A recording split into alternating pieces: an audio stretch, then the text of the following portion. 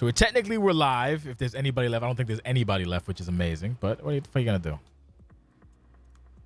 We have a post-show podcast. If anyone's fucking listening, let me test the audio on everybody.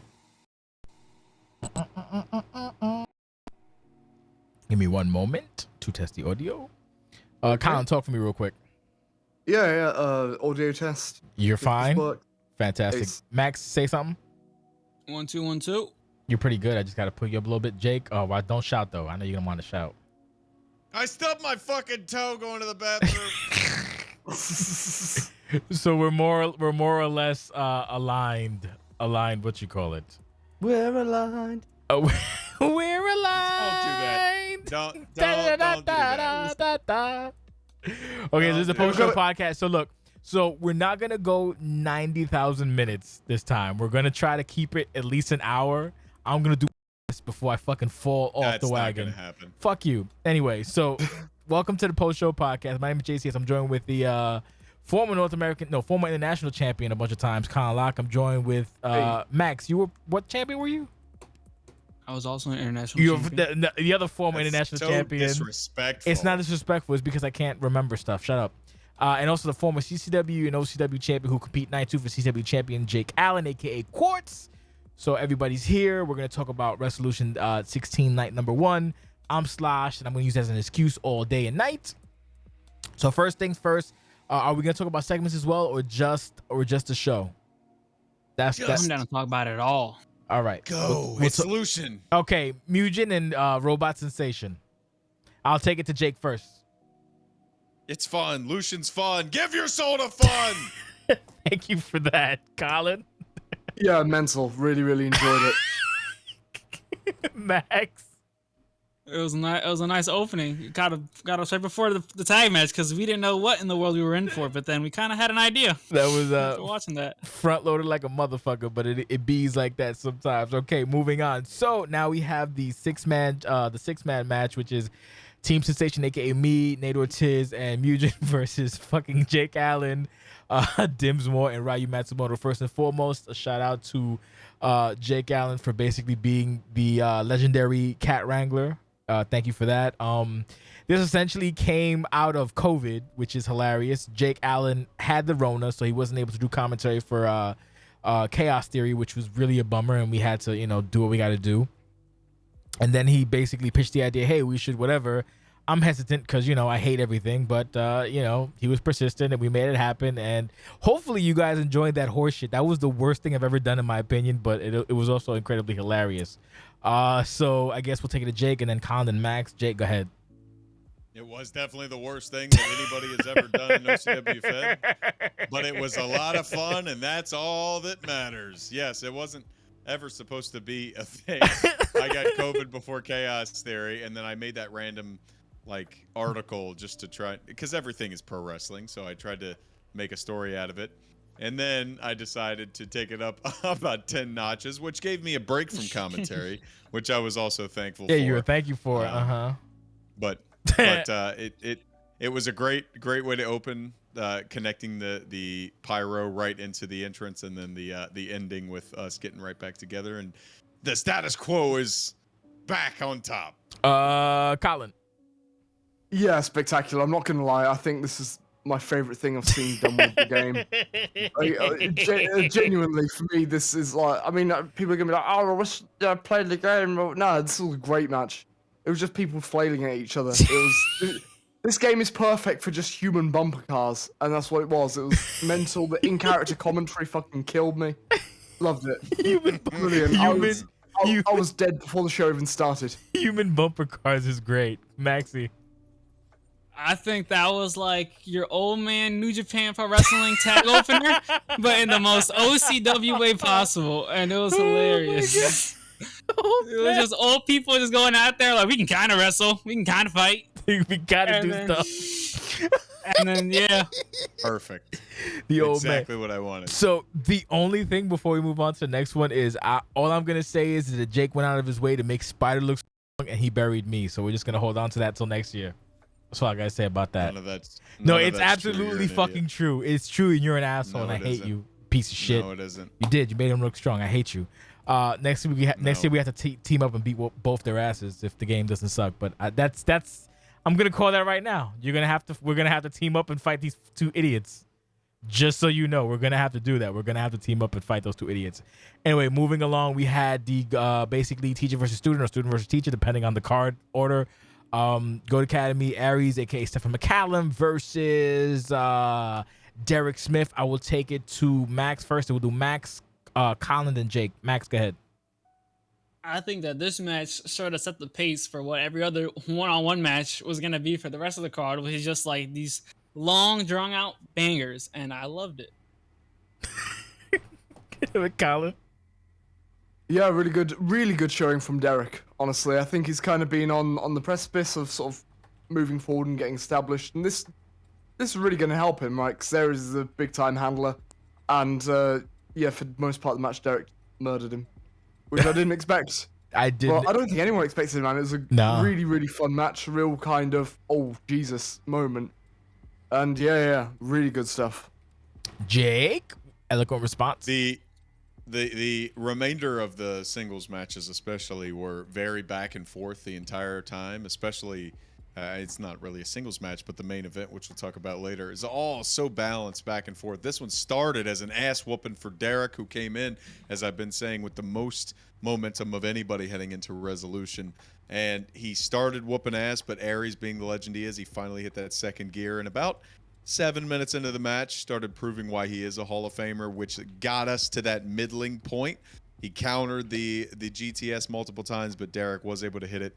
Took him 3 of them, but he was able to take down the legend. And the guy with the most in-ring momentum heading into Lucian continues that momentum. Now, what is the future? That's the big question for Derek right now. If you want to talk about, it's very rare for somebody to have all the in-ring momentum and, you know, you're not so sure about the other part, but you're still so behind him, and that's kind of where Derek is for me right now. So he's got to keep this up. He can't falter, can't fall by the wayside, or try and rely on the in-ring stuff too much. Extrapolate on the in-ring stuff too much. What you mean? Well, I mean, a lot of what his character development has been, and this is not a knock on him, has been the GOAT Academy. But we know what he had before, and it was a little touch and go. So now that I don't know that the GOAT Academy is necessarily behind him, but it's more of a mystery. Like, if the GOAT Academy is behind him, can he hold his own in a feud? Can he hold his own against a champion like Christian Garcia? Let's say we have Derek Garcia at Summerside. I don't know anything about anything, but like, is that going to be something where we can get behind Derek like it was for the GOAT Academy? Fair. Oh shit, is my audio okay? Yes, it is. Fair assessment. Yeah. It's a good proving ground. We'll see what happens. I know versus Colby, it was one sided. Versus Stefan, it was the other side. So we'll see when it's a different person. We'll see what's up. And you know, I didn't hate the match. It is what it is. Number 3 will be British rules, correct? Yes. Okay, so number 3 we have British rules. My only contention is I don't mind the British rules format, but we have to honestly get on the same page when it comes to the rule set, because essentially, looking at it back, I'm assuming that if there's no fall by the 5th round, that's when it goes to sudden death. But apparently it went to a 6th round. So here, let me clarify. Moving forward, with any type of British rules format match, you have 5 rounds. If there is not a pin or submission by the 5th round, at that point it goes to 6th round.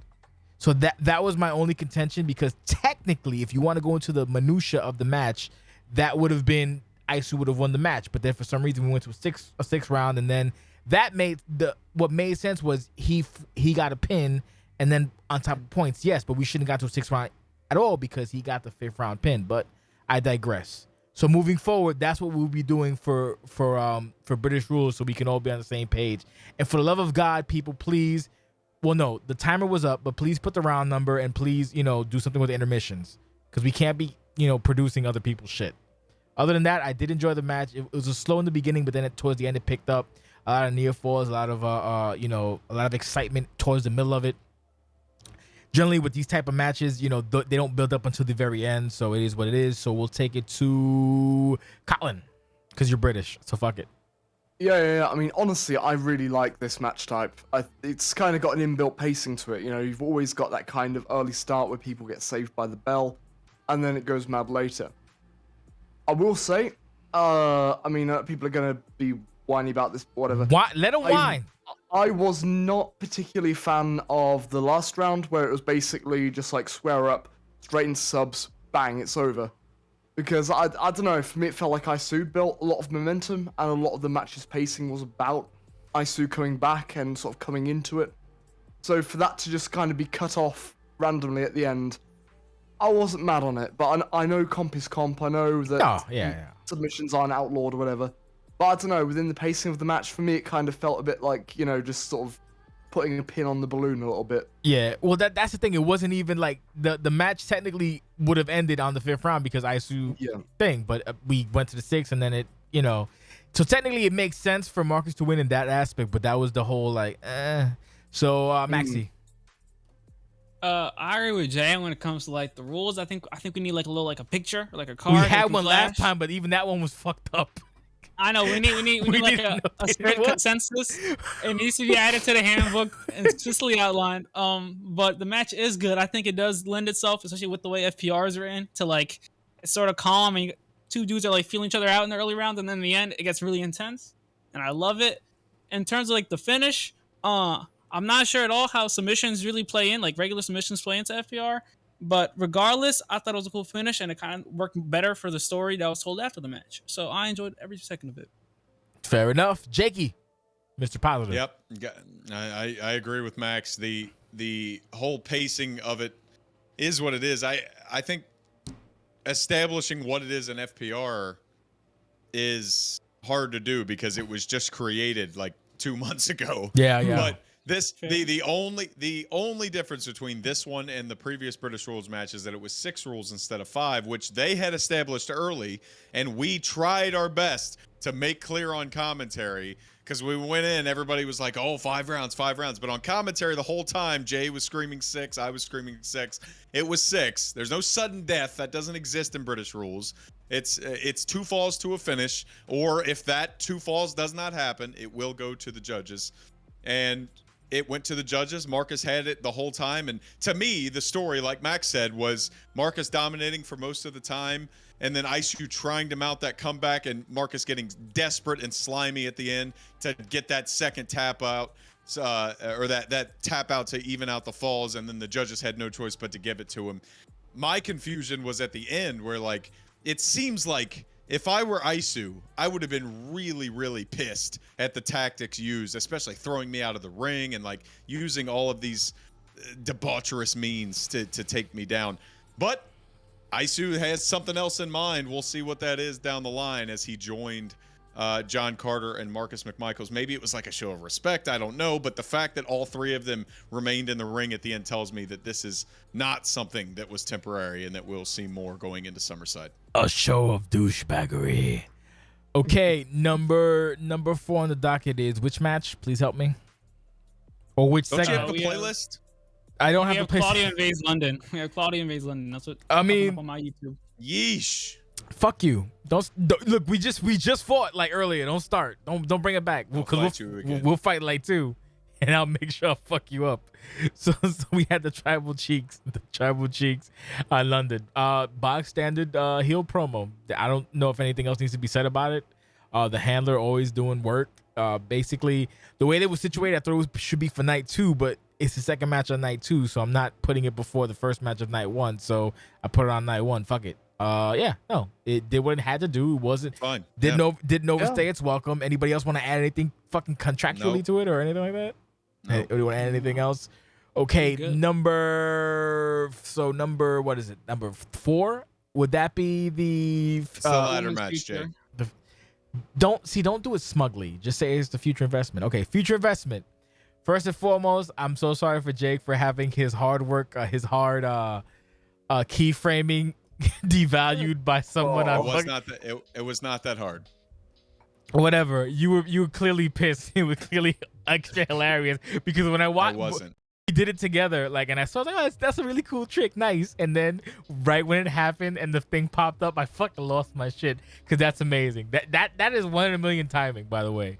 So if you didn't notice, basically she took off the glasses and it was it was cute, whatever. It was nice, but that was covered up by someone signing up to the thing. So I could hear the test in in Jake's voice, which made me even more funnier. So with that being said, first before we begin, Colin Locke, why the fuck can't you dress up for Wrestlution? How about that?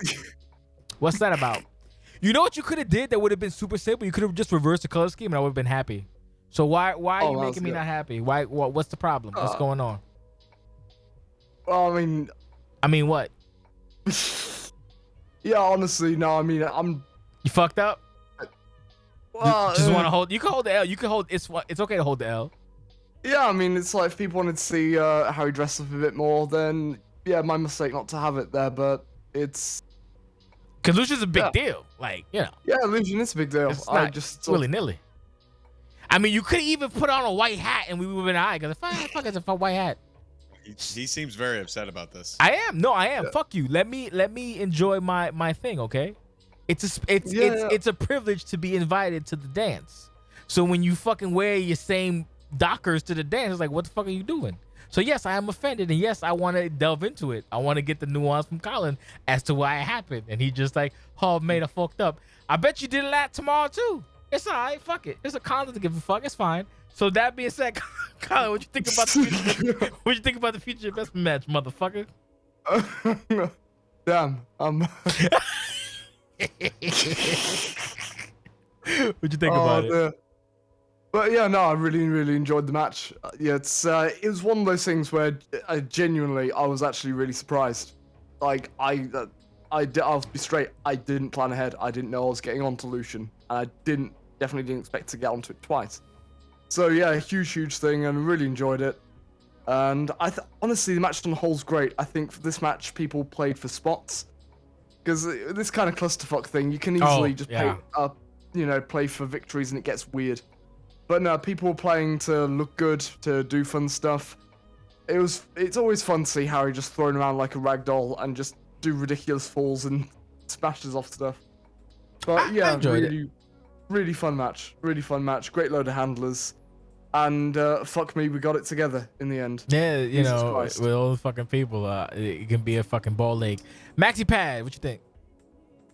I thought it was really fun. I thought with this match, and a little spoiler for the match later, I think a lot of the weapon and like the hardcore spots, I think they went really well. I think it's just the game's new physics finally giving us something fresh, and we actually get people dying over and over again, as we saw during this match, like Muhera catching Harry Etiquette off the ladder and stuff. And then it was really fun.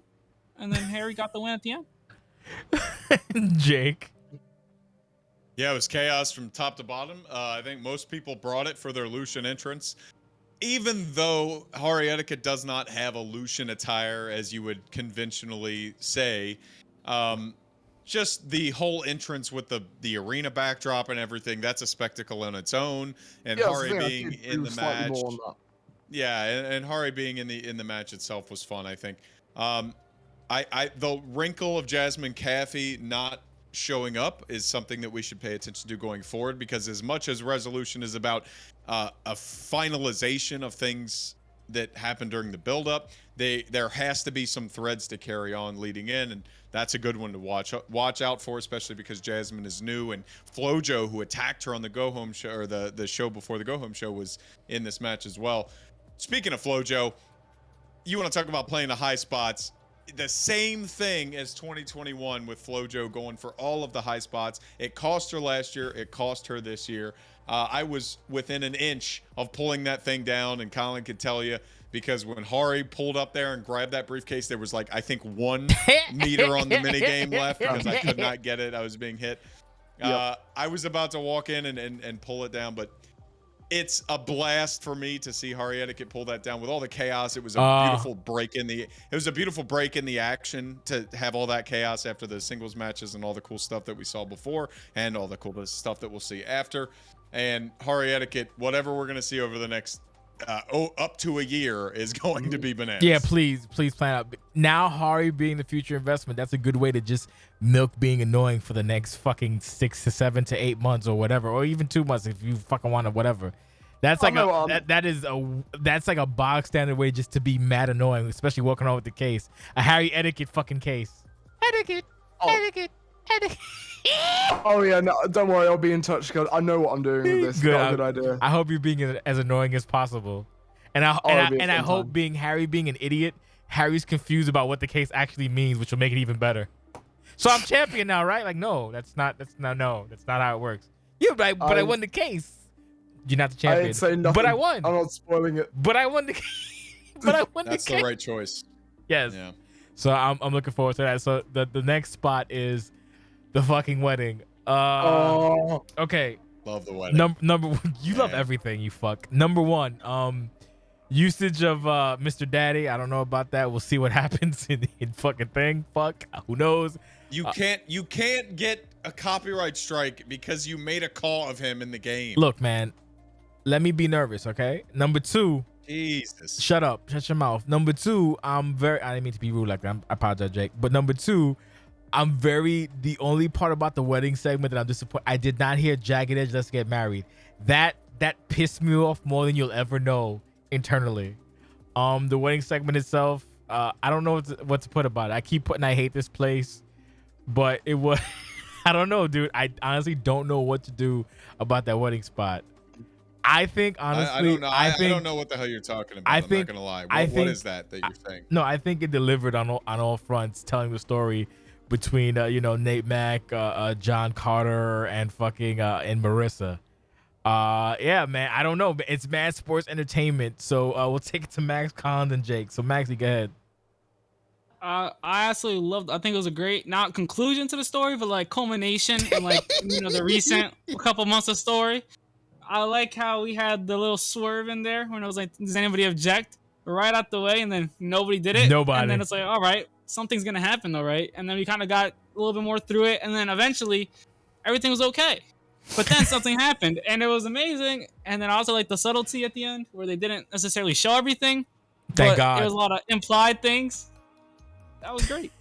John come out looking like a child molester. Colin, thoughts? I had a horrible moment at the boinking the Bachelorette thing where I was like, they're not gonna do a drug storyline. I hope They can't. They can't do this. I don't think they have. I may be wrong, but I think I've got a suspicion that we're gonna see some clarification either tomorrow or in a week Please or don't. whatever. Please don't. But We don't need any clarification. we need some It's all out there. clarification. We do. We don't need anything. You know who needs really clarification? Nate Mack. He's gonna be looking for clarification. Well, that's the thing. We need a second tape to eventually emerge, where it turns out things are all right. Where I mean that's where Marissa goes to room 69-9, and then I don't know. Oh, man, we can put another wrinkle in the story. Maybe she walks in and John's with Bobby Baddy, and they're like, oh no. Oh my God. And it's just an elaborate ruse. It's all You a know what? ruse. You know what? Maybe Trey Golden's a robot. There we go. Fuck it. There's no rules anymore. Fuck There's me. no rules. We can do whatever we like. Footage is pretty 4K, Colin. I don't know. This He's is really, OCW 2.0. We're anywhere. We can do whatever we like. Colin just went MK Ultra, Jake. Yeah, I was so happy about all of this. of course. I'm looking. I went to the YouTube channel to look at the list of the order, and I see that this is 10 minutes long. It could have gone 13. I was so thrilled about this because it's such a difficult thing to pull off given the tools the game gives us from a meta sense. And man, like I'm just sitting there just observing and appreciating all of the work that had to go into this with the subtle stances. Like to have 4 wrestlers in the ring with each other looking and not in the fighting stance that close together. I can't tell you how difficult that is. And the fact Marissa pulled it off is so nice. Great job. The Diddy thing was a hilarious inclusion. It was a royalty-free instrumental that's not going to get plugged. You're not going to get a copyright strike from a fake Diddy call. That's absurd to think about, but it is very on brand. But it is very on brand for you to worry about. The images the whole time, it was very wholesome. I thought we were actually going to get a wholesome wedding. Yeah. And then yeah, like Max said, the wrinkle of John not coming out initially where you expected him and then coming out later. I fucking love the look at the video footage thing, and then it leaves more room to be desired. Like we have a whole thing heading into Lucian now. And I know that I think the general vibe around John Carter, Mac, and Marissa was, let's end this like it's been going on for so long, because it has been going on for forever. At this since point. I think like the Super S Cup almost. It's like almost a half a year this has been going on. But this is almost, to me, giving it new legs. Like if I saw Carter and Mac, and obviously we don't know what's going to happen at Resolution Night 2. If I saw Carter Mack heading into Summerside, I don't think I'd be super upset, because this is giving it new legs. I'm excited to see what goes forward from this. Excellent wedding segment. Sorry. That's okay. There's so many, like this, like you said, this gave it like a refresh, because now it's not, before it was just John Carter being an asshole, Marissa, you know, whatever, and Mac, I'm gonna kill you. Now it's like, Marissa betrayed me, dog, who. Now Mac, so now he's definitely gonna go after John Carter tomorrow night at the ladder match. Yeah, Jay, and I gotta say, just real quick, I think Mac walking away here does a lot more for Mac than it does for anybody else. Because you could have gone status quo and be like, I don't give a shit, I'm gonna love her anyway. But no, him walking away adds a new wrinkle to this that was not there previously. Oh no, due to the game, he walked away and gave her a butt bounce, which was amazing. Fucking the things you have to do for this game. Speaking of, if I ever work on a wrestling game, I'll make sure I give everybody the tools they need to succeed. Anyway, back to the action. So that being said, it's gonna be interesting to see what happens tomorrow night, Future Investment. So now I'm assuming that Mac is gonna fucking try to murder John Carter, and like now, like there's so many like variables to think about going into Future Investment, because Future Investment means it's a title opportunity. So imagine one of these two motherfuckers win. Like, you know, there's a lot of stuff to think about that can be pushed onto Summerside. So I'm very excited about that, because now, like Jake said, it's given this feud potentially new little arcs, new little things to go, and new legs, in my opinion. So shout out to Rye, Mac, and John, and yes, Colin, what you thought? No, I was about to say, no, I completely agree. I think if anything, this has just made me want to see this go on for longer. You know, I kind of want to see like the next some kind of arc of this conclusion. I story don't know what's play gonna out. happen. Yeah, I don't know what's gonna happen. It's interesting. So, I mean, don't fuck it up, and we'll be all right. So next match, if I'm not mistaken, would be the North America Championship, Court Martial versus Christian Garcia. Yes. Okay. Yeah. Court. As the joke is that I hate him, I don't like him as a person, but I appreciate him as a handler. But Court is, whenever Court's involved in the program, I'm going to be invested, because I know at the very least Court Martial will always do what Court Martial does, and that's either fucking choke in epic fashion or put on a fucking clinic. Either way, it's entertaining. Court never disappoints. This match was a fucking Amazano. The entrance coming out straight up Tea Party 1776 or 1778 was amazing. I don't think, Jake, you didn't dub for this match, right? No dubbing on this match? That was all them? Yes? No. You no did? Dubbing? No dubbing, meaning like you didn't put any boos. No. That's them. No, that was all Mario Great. England. The second Court Martial stepped through that curtain. Beautiful. Yeah. Just a parade, just a shower of booze. So that was great. It told the fucking great fucking story.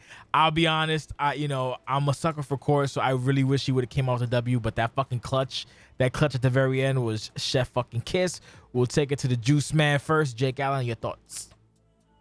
I was such a big fan of this match, Jay. When you and I did this match, we actually had to take a couple of minutes afterwards to catch our breath and talk about it, because it was probably, given all this, every single other match had either some kind of big story around it or some kind of big stipulation around it. This was the most pure, like, I have a championship. You want this championship. Fight, and man. the way that they made a story from the very entrance of Court Martial was so perfect. This was a beautifully positioned match. I complimented you up and down about your match, your card placement, Jay, but I love this match so much. It was my match of the night. I hate to say it, but the back and forth, and like both you and I thought Court had this. The mid move on the second Courtplex that would have definitively put down Garcia. Chef's he kiss. puts him down with the Gitmo. Oh, it's so good. It was even. There was no FPR bullshit. Nope. It was as OCW can get, and Yes. it's great because the North American Championship is even further lifted up by a match like this at Resolution. Fucking solid performance by both parties. Thank God. We're gonna take it to Colin. We're gonna take it to Max, and then we'll move on. But Colin first, and Max. I'm gonna grab a drink. Colin, you're up. Be right back. Yeah. Spectacular match. Really, really good. I think I think this is the best way it could have gone, honestly, because I think Garcia can now go on to a different level with that belt and go on putting on hopefully more good matches and more rivalries. It's like we said, we've got people coming up, we've got new opportunities coming after Lucian. I wouldn't mind seeing someone like Derek Smith go after it, or Big Daddy D, as I still call him. But yeah, really good. And I think for me, what hit the most is that I feel like Court got it again. So, you know, when he first came into the game, he wasn't too confident. The match against Sal Parker, which was kind of a murder, like to the point where I was a bit like, "Fuck, man, I don't want to see this." You know, it's like this shit will get off the pot, please. So it's amazing that he's doing the stuff. He's playing as well as he role plays. Finally, I'm really, really excited. The sky's the limit for Court, man, and I'm hyped to see what he does next. I'm hyped to see what Christian does next. I think this is the best way it could have gone for me. Great match and a great outcome for both guys. So I hope, build on it. More stuff. So we've got a lot of the season to go. Yeah, I completely agree. I think that this match was definitely, not even probably, but definitely the best in-ring storytelling match we saw on night one. I think when you look at their feud, I think it elevated the build to the feud because the match itself so well encapsulated that, and it just elevated both of these dudes. I agree that it probably did a lot for Court and his own confidence just in the game because he was able to do a quite vintage Court Martial performance when it comes to, getting a really good wrestling and then losing it at the end. It was perfect. And then Christian gets a solid defense in, and it's just to the sky for both of these guys. You can't Jay, really mixing in kayfabe meta, whatever word you want to use. Court is the best in-ring hybrid OCW player that we have. He was in 19. He is now. And why are you saying it like it's I you? love what Maxx said. Because I feel like I have to nail the point home. But what Maxx said was exactly perfect. All these other matches, builds, elevated their matches. This match elevated the build. That's look, I've been fucking saying this shit till the cows come home. I don't like Angus, but he's fucking amazing when it comes to this stupid shit. I've been saying it till the cows come home. He's fucking great. Anytime Court's involved in anything, I will read and tune in because Court is good. Court is really fucking good. Like, period. I'm so glad I sent him a PlayStation so that this match could be possible. Yeah, and thank you for that too. Praise Jake Allah. I've always said that. I've honestly, and anytime he's involved in something, I'm actually excited because I read Court Martial shit. Court Martial shit is pretty much, you get it. I love, what I actually like? I also like when Court Martial's a heel because he's just very basic old school heel. He's fucking good at what he does. And like I said, when you fight Court, you either get fucking wrestling prodigy, Ultra Instinct Court, or you get fucking I mess everything up and like an asshole. Either way, it is what it is. But I love when Court brings it because it just elevates the match. Like, when it comes to championships, it's always about who your dance partner is. As much as it is wonderful, I want to be a champion, great. It also matters who you're fucking fighting. If you're fighting some fucking Jamoke, cool. The problem is that Jamoke has to show up on the match and then deliver. And if he does, great. If he or she does, fantastic. If they don't, it is what it is. Life moves on. But if you have somebody like, for example, Court, more often than not, you're going to get what you want. He's going to deliver. That's an important factor when it comes to, who also has that fucking capacity? Stupid ass fucking Cass. He's another one. Him involved in something is also important, despite what motherfuckers here might think, because he has an integral part and he is entertaining at the end of the fucking day. So, c'est la vie. So good. That was a good fucking match. I enjoyed it wholeheartedly.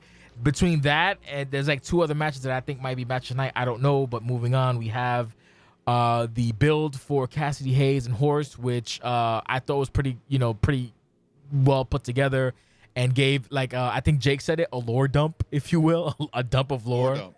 Yeah, we got to give lore dumps now because motherfuckers, I'm not gonna look past, but yeah. No, but the only 2 points I wanted to make, Jay, are my main point. More hype packages. Everybody, hype packages. Hype it up. Come on. This is the biggest show of the year. Every pay-per-view match, get a hype package in there. It's fun.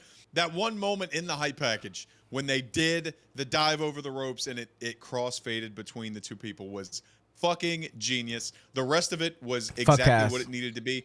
For anybody who can't appreciate it the same way that we can, like, because we saw it all, but other people did not see it all, but they may not remember it all. This is exactly perfect to get all the newer viewers into it.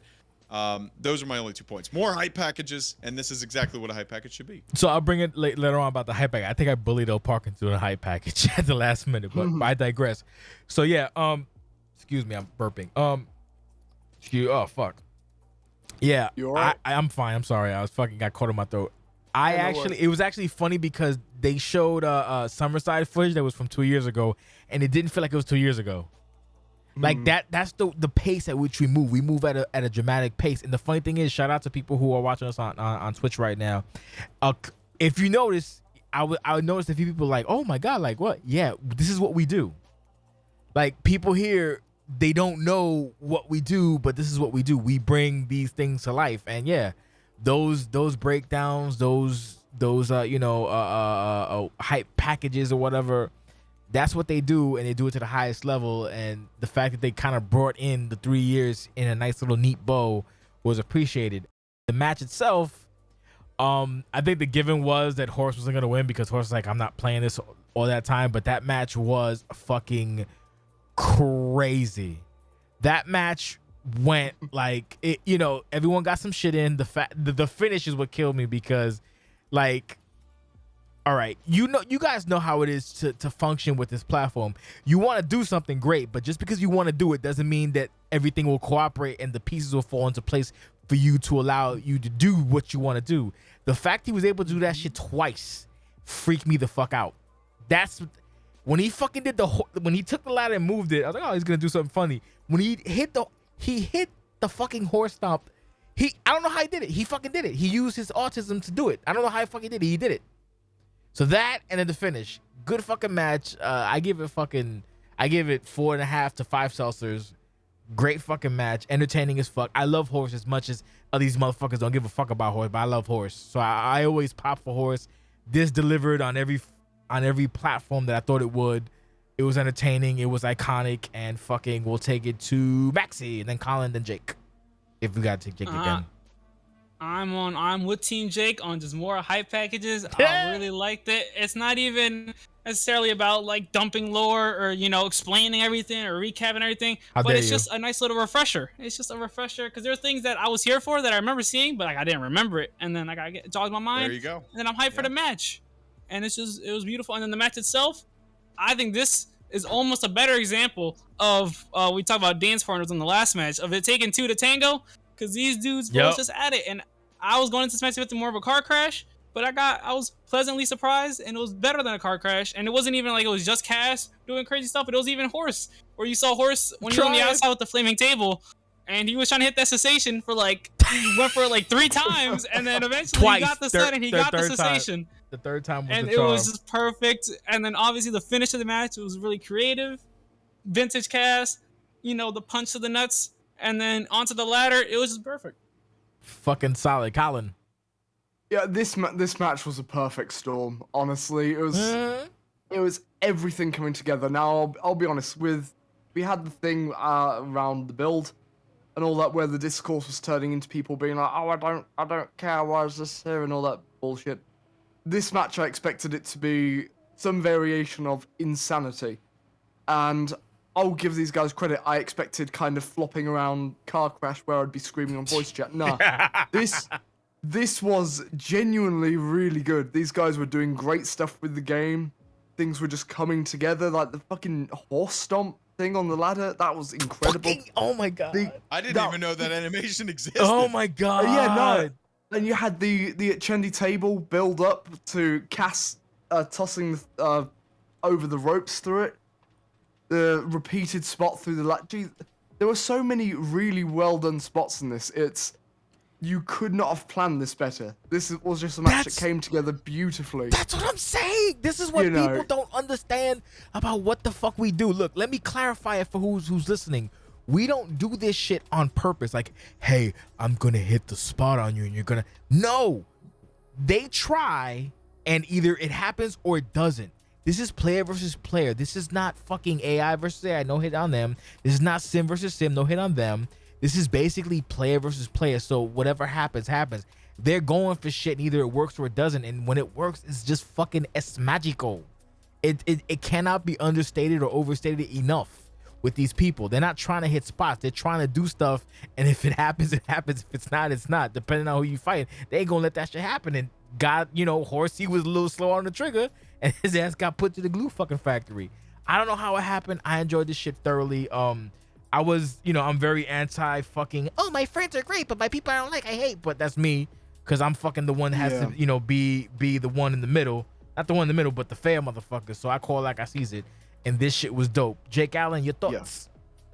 I don't want you to play up to that point too much, because I think it was layered on one thing that happened on the Turmoil. I love you being the diffuser. Go Home Turmoil. But it happened on one time on the Go Home Turmoil, and then Cass continued to rattle that point home. And to his credit, he knew he was coming out as Papa Cass, so he wanted to rattle the cages. I did not either. He wanted to rattle the cages. I yelled at him many times. I'm like, please shut the fuck up. You're being annoying. You're being Pew. You're being Russ Cole. And then when it worked out. Like, this, for me, this is resolution. This match was resolution. The best in-ring storytelling goes to Court Martial and Christian Garcia. This match is resolution. This is something we have been waiting for. When Horse was a rookie, he came to me and he said, I'm going to put together a rookie faction. Can we beat you down? And I said, this kid is not going anywhere in OCW. And now he has worked himself into a special attraction. We didn't even talk about Solomon Kane coming out for the match. That was such a treat for me. That was. I didn't know about this until the day we recorded it. And Jay's like, oh, he added him to the private DM, and we're like, oh, we're going to do this with him. So that was super fun as well. Yes, like Jay said, none of this is scripted. The last time I felt this happy about the result of an in-ring match was, I hate to say it, Dane Xavier and Court Martial back at that was a good match last year.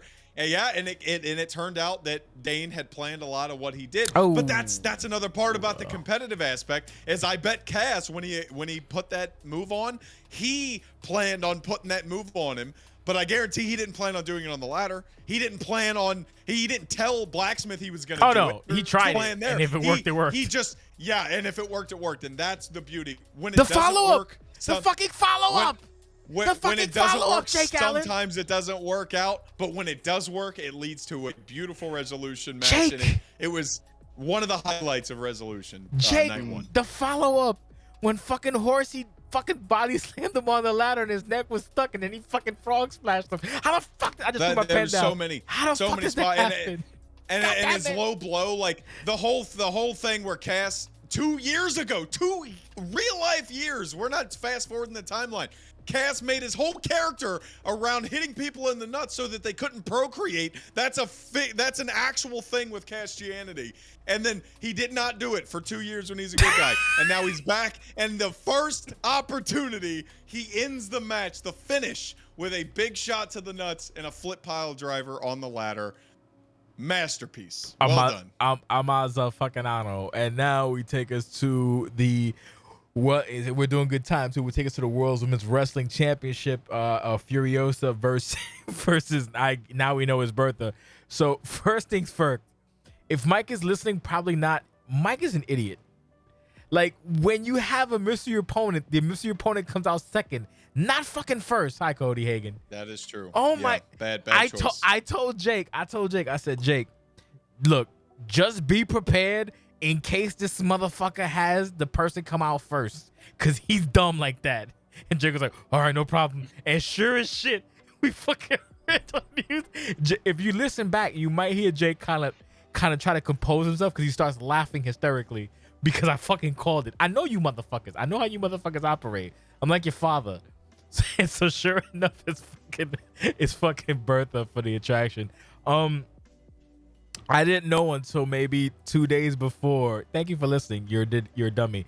2 days before the thing, I was like, who the fuck is it? So I know how to do the card or whatever, the card graphic. In my head, I thought, oh, maybe it might be Valkyrie, maybe it might be Empress, but it was Bertha. I think Spider might have spoiled that to me because Spider's dumb, but yeah. It was fucking Bertha. It was a nice surprise. If you don't know the lore, fucking go look it up. I don't care. You know, I know he's even seen motherfuckers don't like lore, but it is what it is. So yeah, Bertha was a bad motherfucker back in the day. So it was a pretty much interesting, you know, it was a pretty interesting like what you call it? Dichotomy is the word I'm looking for. I don't know. My only concern is I didn't like the fact that the move, what's it called? What's the thing I'm looking for, Jake? Move detection, weight detection. Is that it? Yeah. The weight detection was a little off because fucking Furiosa was hossing Bertha. I prefer it was less hossing, but still dominant dominant whatever. But even still, Bertha's big enough that Bertha closed the gap towards the very end. But fucking, you know, Hervey's Hervey, Furiosa's Furiosa, and you know, the W. I enjoyed it. Heather's Heather. Fuck you. Whatever. You get the idea. We'll take it to Jake, then Colin, then Maxx. Jake, go ahead. Yeah, so obviously, if we watch the match all the way through the end, that whole facade I put on with Jay, where I did not know who it was a lie. Oh, and, yeah. So I did know that she was coming out first because I was the one that edited the match. Wow. But it was still a fun surprise when I did find out who it was, because I also thought it was going to be Valkyrie, because if you read the RPs that go into it, there was a lot of it that pointed towards Bertha, but because the whole Bertha and Valkyrie stuff happened in the same window of time, I thought there was a chance that maybe Valkyrie would make an appearance here. Once I discovered that was not the case, and of course Heather reached out and made the proposition for Tara to come out at the end, I accepted. But the match itself was, I think, executed very, very well for its purpose. Like, Bertha being not around the ring full time, she does have one of the highest winning percentages of any OCW that is factually in true. History. That is factually true. Top 5 winning percentage ever. It's probably going to go down after today, but she does not wrestle that often. That's why that happens. Last time she was here, Road to Glory 2021, she pinned Valkyrie center of the ring, so she was coming off of a big win. I was excited to see it. Heather Angela proves her dominance. Yes, Jay, I 100% agree with you. Heather has to come out first here. There's no excuse. You cannot build an entire story up as a mystery opponent and then have the mystery opponent come out first. I know you're the champion and the champion should come out second, and I think Doc said in the chat, like, I recommended that, but I can definitely see Spider saying, no, you should come out second, like, put some heat on the champion, whatever, but you gotta come out first if you're not the mystery person. The match went very well. It wasn't like a clinic in the ring, but it was never needed to be because of the spectacle of it. And then the ending was fun. We got something to build towards again. It was fun. There were no matches on Wrestlution that were bad, and this is a pure example of that. Colin. Yeah, it was a solid match. I mean, I'm not gonna lie to you. I think Bertha was before my time, so I was just trying to like catch up as it rolled on. But yeah, no, completely won me over by the end. I had no idea who was going to take it. It was a really exciting match. And yeah, it's like Jake said, it wasn't... Colin, can I cut you off here and ask, what do you know about Bertha Stiglitz? Literally, all I know about Bertha Stiglitz is Jamie predicted it to me weeks ago. You were here for the Road to Glory tag match. So that must have been the only time you saw her.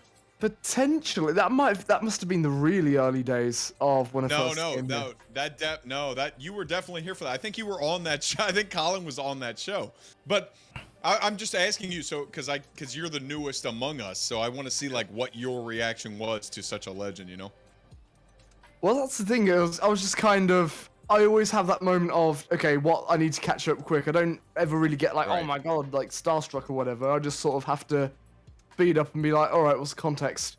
Context is she's fucking enormous. She's a big bitch. I'm sorry. Yeah, you know, the thing is like Furiosa is always being sold as like, oh, she's big, she's, you know, a demon, like introducing the devil and all that. The devil. To see it basically dwarf, that was brilliant fun. And I'm not gonna lie, there was a bit of a selfish part of me that was just like, what would this woman look like opposite Harry in the ring?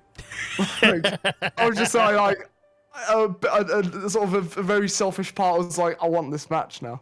I want this to happen. Oh god. But, I mean, just talk to fucking this dummy. Early. Yeah, what's up? Yeah. You beat Solomon Kane the last time Solomon she showed Kane beat up. me. But yeah, Right, Solomon beat you. I love Tyler. Yeah, it feels like donkeys years ago, but Yeah, it's no, crazy. Do you see what I'm saying? You see, like, Yeah. do you It just see, goes like, to show you exactly what Jay said. This is what we do. Like so much content. it just fucking Yeah. and people don't understand when they show up on Twitch. They're like, "Oh, that's really good." Yes, it is, because Yeah. these people are very talented. They're very talented individuals, and they need to be recognized for their talent. Sorry to cut you off, Colin. Maxi Pad, what's your thoughts? No problem. I think I agree 100% that the mistake should come out second. Although in this instance, I don't think it was that big of a deal, or like of a switch up, because like it was still a surprise and it was sort of building for that. I'm very glad it was Bertha. I think when you look at the plausible name of just female wrestlers from OCW's past, there's quite a decent chunk that it could have been. Could have been. Bertha's an interesting person to have back, especially because like the handling of the character is always kind of like switched hands. I think in the form we got her in, I think the entrance motion was amazing. The Drew McIntyre, it was perfect with the whole Valkyrie getup, and it was also kind of like, mocking, Valkyrie that she defeated, when she was last here. To be fair, to cut you off real quick, that Bertha predated Valkyrie in that like motif, but Valkyrie made it popular, if that makes sense. I mean, yeah, Bertha definitely is a Greek goddess, right? Greek warrior. I think this was our dedicated Hoss match of the night, because I don't think any other match we really had like two just You're right. heavy people, and it's interesting because this is a women's match, and you wouldn't normally think of it like that. Jake said that too. It was a great match, good finish, and then I think the ending was exactly what was expected, which is a good thing. We all kind of saw the roads kind of clash, and I'm glad that we're gonna get Terra Furiosa. I look forward to fucking roadkill on her head, Terra versus Furiosa. That should be a fun bout. Did we get to you, Jake, or did I skip you? I don't think I did. We did. I've been sorry. screaming the whole fucking time. Like I'm gonna cut in whenever I want. You know me. I'm obnoxious. So I mean, hey let's move man, on. you want to fucking fight again? No problem. Yeah, no, I enjoyed it. So now we take a event and the hype video. So, okay, so essentially, just full disclosure, I'm old. My brain doesn't work as good as it should work. I don't remember things anymore. So I thought I had a OCW title hype video. So I couldn't find it though. So I was like, oh god, did I lose it? So I went to all three and like, hey, did you guys do one? Park was like, no, new job, missed out, whatever. All right, cool. All right, it is what it is, no problem. And then he's like, nah, fuck that, I'm gonna do one. I was like, all right, do what you gotta do. No pressure. And then a couple hours later, there's a fucking hype video. So shout out to fucking El Parker and shout out to me being a fucking cyber terrorist or whatever. Yeah. So we got the build up for the match. We got Kobe McCallum, H2O, and fucking El Parker, the champion, the Smeagol type thing. I love the Smeagol demeanor of El Parker. That is one thing we haven't seen in so long. Honestly, like I'm trying to think of anyone else who did it like that, and I can't think of anyone in the recent, even in the eras that you guys weren't around for, even prior to that. Because look, here's the true facts. In OCW, we've had plenty of OCW champions, some good, some great, some amazing, some legendary, a lot of them fucking mediocre. This one, I don't remember anyone having that whole like, oh, I'm obsessed with the title like that. So he's done a really good job being the obsessed Gollum / Smeagol with the title. The motions in the game help because it makes him look obsessed with the title, and the role plays like that I'm the fucking champion. Chef's kiss on that. The match itself, holy shit. All I will say is I kind of thought Harvey might get like double teamed. I don't know why, but I figure, hey, whatever. But Harvey went Ultra Instinct, and that shit was crazy. I've never seen this motherfucker compete on that level. And shout out to him for that. I have no words. I've never seen this motherfucker be like that. Like very the word is Ultra Instinct, basically. That's the only word I have. Like he was come in, attack, block, fuck you. Come in, attack, block, fuck you. Hit me, block, counter, fuck. Like holy shit. This motherfucker was on point like a needle, and I'll say that for now, and then I'll take it back. So we'll go Maxx, Colin, and Jake. So Maxie, thoughts? As always, I do appreciate the hype package. I think when you're talking about the Parker Smeagol, the Parker My Precious, I think it works with the new Love that shit. entrance, the new Ciampa entrance. I believe. I think it's new at least. Might be 20. I don't know. Yeah. I think it works with that. I also think it works kind of with the like unintended story that DD's been having of just a revolving door of just people coming in and out. I think it works because people just keep getting replaced because Parker can't let anybody get close. Good eye. I love that. Max is so fun. This is why I invited Max. Max is the gonna one talk about this, and he fucking said it. Max is like this weird prodigy where he picks up on the minutia. He's really good at that. I fucking love Max. Max is the reason that I still do content for this stupid fucking place. Fuck you! I should be you motherfucker. Sorry. Go ahead, Max. I apologize. Max. I'm not making it about me. I'm sorry, Max. Okay. As for the match, I think at least for the beginning and for most of the match, Harvey definitely did go Ultra Instinct. I think both Parker and Colby, I think they both were trying to get for Harvey, but Harvey was intensely like playing very scared. He was running away, doing all this because he wanted his straight fair one-on-one, and every time he got his fair one-on-one, he was kicking ass. It was hilarious to see, and him just level up, especially when you just think before going into the match, Harvey was definitely like the least favorite, both in terms of like a in character, like he wasn't really that liked, and from an out of character thing, he was the least favorite to win the match. He came and kicked ass, and then when you think this would be the part where Harvey kind of loses it just because triple threats are random, he was able to secure the dub. It was hilarious. Also, absolutely loved Parker's attire this whole match with the little like singlet kind of thing. I loved like the top more so than the pants and the mask. Agreed. And then, Great. Yeah, it was perfect. It was a perfect three-way dance. Before Colin, that fucking dick to tossing Colby out and the Tijuana thing, I was like, oh my. Well, obviously, as recorders, we can see like whatever. But in my head, I wish we didn't have the timers on it so we could like. But I was like, holy shit, that. Like I knew everyone watched. Was like, oh my fucking god, like, and everyone did. Everyone was like I can't believe it. He's gonna fucking steal it. Like, nah, that was chef's kiss on that. He fucking hit him in the dick, tossed my man out, then cracked him in the face and fucking. Was it a rope break or I think at the court match, or did he kick out? I don't remember. I think he kicked out of that. Yeah. Either way, that was a fucking beautiful chef's kiss spot. Colin, you may continue. Go ahead, Wu-Tang. Yeah, no, I mean that was kind of what I was thinking of. In this match, what I remember most is those moments where it was like, oh my god, they've done it. And then they didn't. Until, of course, you had the actual end with Harvey getting the kick. And that's kind of what I think is exciting me coming from this, because I think with the H-Row character, I think you can be convinced by it or not. But this is kind of where my metagaming sense comes in, because I know for a fact that Harvey, when he's on point, fucking terrifying to play against. Like, you know what I'm saying? It's like some people here are like they play like the final boss and it's big. H-Row is like the secret DLC boss that the developer puts in as a joke. He's like Court. Yeah. You either get, I'm sorry to cut you off. You either get, and we'll go back to you real quick. You either get like fucking Law, I'm gonna fucking miss every high spot and fucking get kicked in the face, or you get, oh, this is dangerous with Harvey. Yeah. And this match we got, this is dangerous. Go ahead, Colin. I'm sorry. So I mean, for me, it sets up a decent landscape going forward, because I want to see with the Parker character being obsessed with the title, being obsessed with his glory, and doing some like quite nasty things to keep hold of it.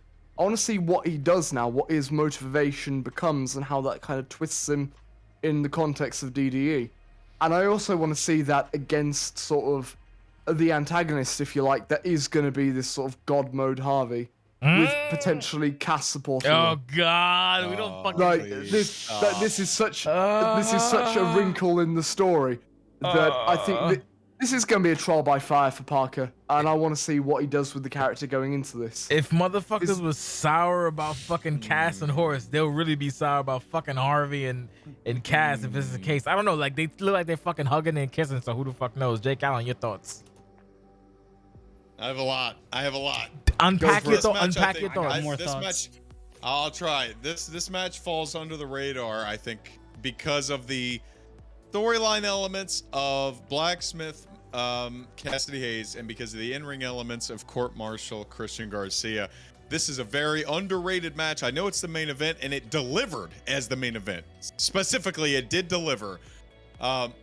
Everything that both Colin and Max talked about, especially Max, with like all of the moments where you think Max. This is it, and then no. Max mentioning, I had this in my brain. Max mentioning the fact that El Parka's entire title run has been about turmoil and change, and the fact that he has nobody but himself, and that was the whole premise of the reason that El Parka went into this title run as the whole like, oh, I gotta hold on to this and nothing else matters, because of the whole turnover with DDE. You know, we started with Dane and Parka and Garcia, and now none of them are here, and now it's Jesus and Gonzalo and Parka. I legitimately thought Parka was walking into this and walking out of this. I know a lot of people in the viewing party were talking about like, oh, H2O, what a baby face. He did this or did that. Storytelling is more nuanced and less black and white, especially in our environment where we have every single week, sometimes twice a week, content to go over. I can't get on board with that type of Neanderthal understanding of pro wrestling. Tell these motherfuckers. I can't do it. He's not a baby. He's not a baby think face though. Like H2O, that's H2O, and he's not now, but H2O has cultivated his entire being of being a fucking weirdo asshole. 4.75 months that he's been in OCW, he's done the same thing. He has never strayed away of this like guy who thinks he's super cool as a superhero, but like some people hate him and some people like him, but he always thinks he's the coolest dude ever. Whether like when he fought Solomon Kane and people wanted to boo him because he was being an asshole, versus when he fought Quartz and people actually sympathized for him, like he's always the same, and I appreciate that about a character. In this case, he doesn't stray away from it just to conform to some I'm a baby face, and I'm not gonna lie to you, I have done that in the past. He does not do that. He never strays away from who he is, and I respect that. No, it's so great. if you wanna try and pencil people into this heel baby face box and They like can't. get mad at them, Fuck out of here. you can do that and get mad, but I think you're so short-sighted to do that. Anyway, for him to win, he, to me, was the third farthest away person that I thought could have ever won this match. This was a feud between the El Parka and Colby with H2O involved. Obviously, the Irish car bomb involved him a little bit more. I was so taken out of left field by him hitting the Riptide and pinning El Parka. And pinning El Parka is a big thing here, because if he pinned Colby McCallum, we could be talking very different about the future. But this was a very, very huge main event, especially for the future. Not even to mention Papa Cass showing up. I thought he was the next challenger. It's so funny that when the Papa Cass segment, when he won, I don't remember who it was. Somebody in the viewing party said, could he challenge? Like, what if Harvey wins? He could challenge Harvey. And then I knew what was going to happen. And then he showed up, and they're friends. There's so many different dynamics, and that's what I love about OCW is you really never know what's coming next. Sometimes for better, sometimes for worse, but in this case, I think it's for the better. There's so many different elements that are going into our next show, which is tomorrow, 2 weeks from now. Oh, two Fridays from now. It's going to be Turmoil, because I was able to convince Shay to take a break. But I like how you say it like that. That's okay. Go ahead. Everybody had great Lucian attires. Everybody had great except Lucian Colin. entrances, and that's what I love so much in the main event. In the main event. Gotcha. Colin wasn't on night one. You fucking mark. Well, we'll see what's tomorrow next week. But the attires were great. The entrances were great. The match was so good, and all the storyline elements that play into it, as Colin and Maxx already talked about, so great. Thrilled. I love this place. Number one, don't disrespect me. I give you all the courtesies in the world. Please don't be mean. I'll do it again. And you know what? We'll fight again, and you'll see what happened again. Well, I'll whoop your ass again. Anyway, it's interesting to see what happens.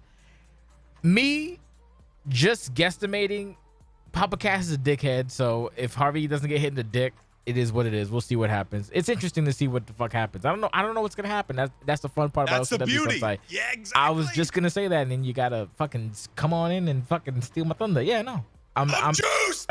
I'm excited to see what happens with you. You're not a baby face, Mike. You've never been a fucking baby face. You've never been a baby face. You've never been a like it's been like fucking 7 years. You've never been a baby face, B. You're just kind of fucking there. Said it right. No, he said it right. To certain opponents, he is. That's what Harvey is. He just exists, and whoever he's fighting dictates what alignment he is. That's all it's ever been. Yeah, basically. So people want to fucking talk about fucking Harvey not being a baby. My man was close to getting fucked, and he ran away. That popped me huge. That's a fucking heel, baby. Parker's like, fuck that shit. Y'all ain't catching me, motherfucker. Just like when Jake ran away from me, he got dropped toe holds on his fucking face. We don't talk about that enough. You know, God bless me for being amazing. But yeah, so I'm excited to see what the fuck happens. Pretty not bad night for Wrestlution number 16. We've been doing it for like 18 years, and this is our 16th. Not bad. I thought it was 5 stars. Yeah, you give it 5 seltzers? Give it 5 seltzers. So yeah, no, not a bad start to Wrestlution. We have night 2 tomorrow. I guess we'll probably, if possible, we'll keep the same group. It's only been an hour and change, so we're doing wonderful time. We're about done now. No, solid. So what happened? What happened, Max? I got more to say about this main event. Go ahead. No, speak on it. Go ahead. All right. So I was thinking, while they were saying, and then it was Colin was talking about the finishers, and in this match, especially compared to every other match, because there's 3 people, and like you can break up and there's kickouts. Every finisher felt so much more impactful, even if it wasn't like near what the actual end of the match was. Every finisher felt like it cut end of the match. I wish we could have saw more breakup, but the game is the game, so it really was just people just had to kick out. And then also, I think this win for Harvey, it was a perfect storytelling, because like Parka completely rocked Harvey shit. What was it, Certified Greatness? Completely rocked him, and it was like almost an embarrassing loss for Harvey. It was like his first defense as world champion. So for Harvey to completely spin the block and pin Parka and beat both their ass was perfect. It cannot be understated how much Harvey went Ultra Instinct, because like whenever they try like a 2 whatever, it did not. I don't know how to like. I couldn't do that in this fucking platform or this game, what you want to call it. I was just impressed by the fact that this motherfucker was not being touched by anybody. That in itself was like, holy shit, this man was crazy. He went for it. Yeah, me and Jake were like, holy shit, what the fuck? Like in commentary, if you listen back to commentary, we're trying to butter it up, but basically I was like, how the fuck is he doing this? He was on some survival mode. He was on some shit, B. That wasn't Cold Red Harvey just tossing around and fucking dying. This motherfucker was on point. He had a mission, and that the mission was impossible, and his swords were choppable. B. That shit was crazy. I enjoy that. Go ahead, Colin. I was about to say, no, I think we've got a serious reign ahead with maybe H2. I reckon we might. I mean, who knows? I might be here in a month being like, hey, well, that went wrong when he gets squashed. Shit, maybe I'll fucking show up and be a true owner and try to fight Harvey for the title. That y'all love the sensational reign. I'm excited. That felt like. No, I'm not gonna lie, with the fuckery of the kind of last man standing match quartz and the timing being weird. Yeah, that was great. My man really didn't kick out of one. Yeah, it was a bit like. I fucking love this place sometimes. God damn it, I hate that I love this place sometimes. I'm sorry, Colin. No, don't worry. But I mean, this is like the other side of the coin, where this feels like a start to a Harvey reign. This is like, okay, this is the guy who gives everyone so much trouble when they get in the ring with him. This is the dude. Yo, did you see what Cody Hagan said real quick? He said, I hope we get the long-awaited return of Colin Locke and Key Skits and keep the big-ass bag of Doritos in the lot. See, Colin, you have an effect on the community, Colin. Shout out to Cody Hagan, by the way. Cody Hagan was like, oh, I can't wait for Wrestleversary. That's what Jake would call it. That's what Jake would call it in his head. I was really pissed off at Cody at the start of the show, because as soon as I stepped through the curtain, he put hashtag Team Sensation. I was ready to throw him out of the building. Oh, fucking Cody! Like, you deserve to get an ass whooping, but yeah, no, that was a pretty good fucking show. Craziness. Like sometimes I hate this place. Most times I love this place. It wasn't too bad. Pretty entertaining Wrestlution. Baby. And we still have a half to go. We got tomorrow, which Cass is like, oh, that night 2 sucks. Cass fucked me, because Cass coming out for night 1 means that if I put him at night 2, we already know it's Papa Cass. So he was originally on night 2. No. What? Don't get you're getting too into the kayfabe territory. God, see, why can't I just do what I gotta do, Jake? Because we have a whole night left. Relax. We do have a whole night left, but Cass fucked on me, and then he goes, oh, it's your fault because you didn't fucking tell us the card. Yeah, I know the card ahead of time. Oh my God. I do think that the card placement for the last 3 matches was on point with the Cass and then the women's and then the main event. Listen, my card placement was on point originally, but Cass fucked on me.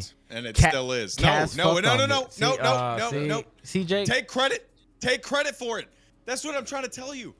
You don't have to tell them that there was any adjustments made. The reason we went to all the efforts we did to correct the commentary is because we wanted to make it look like you set this up by design. I can't have you that. open this door and now I'm doing it. Okay? This is perfect from this to then. Nobody has to know the changes were made, boss. You did a perfect job. He ruined my life. God damn it. Also, Right, on go ahead, Harvey, Max. I think it doesn't even matter. However this reign goes, it doesn't even matter a whole lot because man, it's Harvey 4 times. He's a 4-time OCW champ. So Four-time hold on. I almost tripped over my words on commentary because I couldn't believe I it. said 3 times and Jake corrected It's me. 4. So No, so it's here 4. it was 4. So here's the funny part. I don't. All right, backstage. Before we go backstage baseball, I think Nate is 4 or 5. Just putting that out there. I have it on my graphic. What's your Hang on, graphic? I'll find it. Do you have it? Is it 5 or is I it have it. 4? In my head, I think it's I 6, but it I might don't be know. 4 or 5. I think it's 6. I think it's 6. If I it's have my 6, it's graphic. Hold on. fine. If it's 6, it's fine. If it's 4 or 5, that's a problem. It's scary. If I it's think 4 or 5, I think Aries it's is 6. I think Aries is 2 or 3. That I know for sure. Trance is 1. Cass is I think 1 or maybe 2, probably just 1. Quartz is 1 or 2. Is it 1 or 2? Tibby is. I think both of them are 1. Quartz Tibby might Quartz be as 1 or Quartz 2.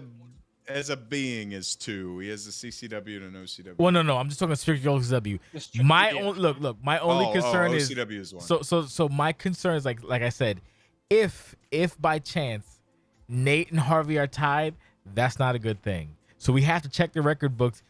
And the only reason I'm putting it out there is because it'll come back to Nate, and that's not a good idea. So that's what I'm saying. Like, hopefully, that's not the case. Like, hopefully, Nate's at 6 or 5, and we're fine. But if it's I 4, hope that is the case. No, it's not. I don't. It is the case. You want to know why? no, we're good. Oh, no. Don't need we don't need old stars. We don't need new stars. Old stars. Tell him. Because no, it's not even old stars versus new stars. It's just that Harvey has so many branches in place for this whole reign. He has just people lined up. Obviously, him and Cass, if they're friends now, they're just a low blow away from fighting. Right? That's always a given. Nate is a 7-time OCW world champion. So Denzel Washington holding his heart, going that gif. That's me right now. This was the good. graphic that I made before our match. He's 7 times. Okay, fantastic. Good. I think I'm straight then. I think also Perfect. Jesus, 7. Wow. H12 could yeah. easily. Wow. If Quartz comes out tomorrow, if he comes out on top tomorrow, some champion versus champion match, even if it's not like a winner takes all match, which I don't think it would be or should be, that's just a match that writes itself. If let's say it was close, Nate and H2O already have a whole lot of history. When H2O was chasing Nate for a match, it was like a couple years ago. That was already a whole thing. That was Road to Glory last year. They fought. Man, H2O has just heads lined up, and that's why it's just so exciting. He chased Drago for a match, and Drago wore him like a condom. I don't know what Lucian was. It was Lucian. That was the Vegas Lucian one. 14. Was it Vegas? The Vegas 2 years ago. Yep. Yeah. Yep. 2 years Drago ago. wore him like a fucking condom. That's what I gotta say. Fucking Drago. Okay, he's another one. He just fucking just don't fucking summon the worst. He really did like called out Drago, and Drago just said, "All right, Bubba, I'm going over," and that was it. But Max is right. I don't think he'll ever approach him. Like he's at 4 now. No, Nate it's is 7. at 7. 7's fine. I thought it was closer. But if he gets there, like let's say 2025, He's not. because God knows we'll still be here. Probably. There's plenty of reason for that match to happen. No. Like I said, I was just concerned because I don't remember how many it was for Nate, and I thought Nate was like 4 or 5, and I was like, oh God, no. Like Nate'll hold his baby. He'll hold his fucking son and whoop Harvey's ass if he has to, just to prove a fucking point. Much to the chagrin of anybody, I don't give a fuck. But thankfully, it's so far ahead, it's fine, so it's all good, so we're good. So all Harvey has to worry about is fucking L Parker getting hit in the dick or whatever the fuck else. So we're fine, we're good, we're straight. I'm excited. We got tomorrow. Tomorrow's gonna be crazy as well. I'm looking forward to tomorrow. I got a lot of work to do tomorrow morning because I'm probably just gonna have cheesecake and go to sleep, but whatever. Yeah. Any closing thoughts for everybody before we wrap it up? Anybody has anything else to say? Very exciting times. Very exciting times. Oh, yeah. Jake, anything? Resolution Night 2 tomorrow. Be here, 3 p.m. Eastern. Thank you so much. So yeah, so I had something working for After Effects and then it broke on me, so I don't have anything. So we'll just have Jake's intro tomorrow, and that's pretty much it. Life's unfair. What are you gonna do? So that's me. This is Colin Locke. That's Max Edwards and Jake Allen. Now we're friends. Yay. We'll see you tomorrow for night 2 of Wrestlution. 3 p.m. Eastern Standard Time, probably 3:05 Eastern Standard Time. Thank you so much for listening and joining us and watching. If you're brand new, here's a contest. If you're also new and you don't know what we do player versus player, which is, you know, the black sheep of WWE 2K. That's our YouTube page. All our matches and content will be there. That's our Twitter page. Everything, all the news and updates and all the bullshit's there. Instagram page, rarely updated. That stuff is there as well. Thank you so much. God bless, and we will see you tomorrow at 3 p.m. Eastern Standard Time. Bye bye. Lucian! See ya.